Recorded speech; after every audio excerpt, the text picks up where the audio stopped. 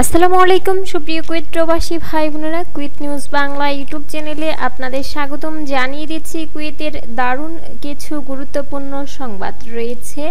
কুয়েতস্থ বাংলাদেশ দূতাবাস হতে প্রকাশ করে বলা হয়েছে যে দূতাবাসে বেশ কিছু পাসপোর্ট এবং MRP পাসপোর্ট তৈরি হয়ে রয়েছে। যারা বানাতে দিয়েছিলেন যোগাযোগ করতে পারেন। পাসপোর্ট ডেলিভারির সময় হলো সকাল 9টা থেকে বিকেল 3:30 পর্যন্ত। এদিকে জানিয়ে দিব সিভিল আইডি বাতিল নিয়ে আপডেট সংবাদ। কুয়েত প্যাসি অর্থাৎ public authority of civil information কর্তৃপক্ষ থেকে প্রকাশ করে বলা হয়েছে যে প্রায় 12,500 প্রবাসীর সিভিল আইডি কার্ড থেকে তাদের ঠিকানা স্থায়ীভাবে মুছে ফেলা হয়েছে। এ ব্যাপারে বিস্তারিত প্রকাশ করা হয়েছে। বহুল আলোচিত মাঙ্গাব এলাকার অগ্নিকাণ্ডের দুর্ঘটনার ট্র্যাজেডিতে সিভিল আইডি কার্ডের ঠিকানা রিফর্মের যে কার্যকলাপ শুরু করেছিল তাতে করে প্রায় 12,500 প্রবাসীর সিভিল আইডি কার্ড বাতিল হয়ে গিয়েছে।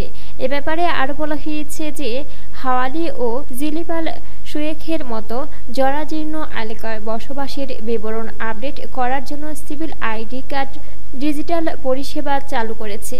কর্তৃপক্ষ এ ব্যাপারে সতর্কতা স্বরূপ আরও জানিয়েছে যে সিভিল আইডি কার্ডের ভুয়া ঠিকানা সম্পর্কে কালোবাজারের ঠিকানাও লক্ষ্য করা হচ্ছে।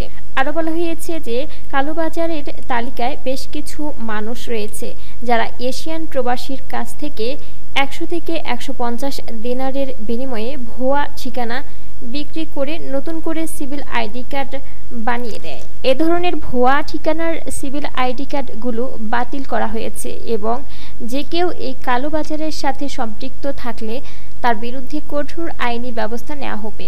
জানিয়ে দিচ্ছি কুয়েতের একটি নতুন নিয়মের আপডেট। শপিং মল এবং বিমানবন্দরে গাড়ি পার্কে ধূমপান নিষিদ্ধ করা হয়েছে। পরিবেশ পুলিশের ডিরেক্টর ব্রিগেডিয়ার জেনারেল মিশাল আল ফারাজ বলেছে, এ ধরনের অপরাধ যারা করবে অর্থাৎ শপিং মল বা বিমানবন্দর এর পার্কে ধূমপান করবে তাদেরকে 50 থেকে 500 দিনার পর্যন্ত জরিমানা হতে পারে। ধূমপায়ীদের অনির্ধারিত এলাকার সিগারেটের বাট ছুটতে ধরা হলে 500 দিনার জরিমানা করা হবে। ধূমপানের লাইসেন্স ছাড়া অনির্ধারিত এলাকায় ধূমপান করলে 1000 দিনার পর্যন্ত জরিমানা করতে হতে পারে। যারা ধূমপায়ীরা রয়েছে যেখানে সেখানে সিগারেট খাওয়া সহ সিগারেটের বাট ছুঁড়ে ফেলাতে অবশ্যই সতর্কতা অবলম্বন করবেন। অন্যদিকে স্বরাষ্ট্র মন্ত্রণালয় প্রকাশ করেছে যে মাদকদ্রব্য নিয়ন্ত্রণ কর্তৃপক্ষ একটি বিশেষ অভিযান চালিয়ে 4 জন বেদুইনকে আটক করেছে।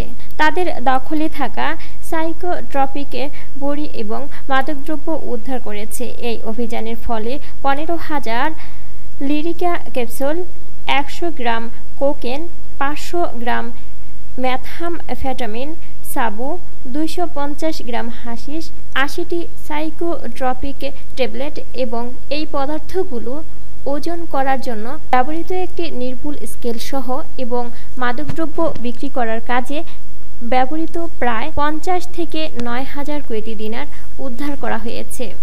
জব্দকৃত পণ্য এবং আটককৃতদের বিরুদ্ধে কঠোর আইনি ব্যবস্থা নেওয়ার লক্ষ্যে কর্তৃপক্ষের কাছে রেফার করা হয়েছে। এই ছিল সুপ্রিয় কুয়েত প্রবাসী ভাই বোনেরা কুয়েত নিউজ বাংলার সর্বশেষ গুরুত্বপূর্ণ খবর। পরবর্তীতে কুয়েত নিউজ বাংলার নতুন খবর পেতে চ্যানেলটি অবশ্যই সাবস্ক্রাইব করবেন এবং বেল বাটনে ক্লিক করে রাখবেন। বেল বাটনে ক্লিক করার ফলে সকল ভিডিও নোটিফিকেশন সবার আগে পেয়ে যাবেন।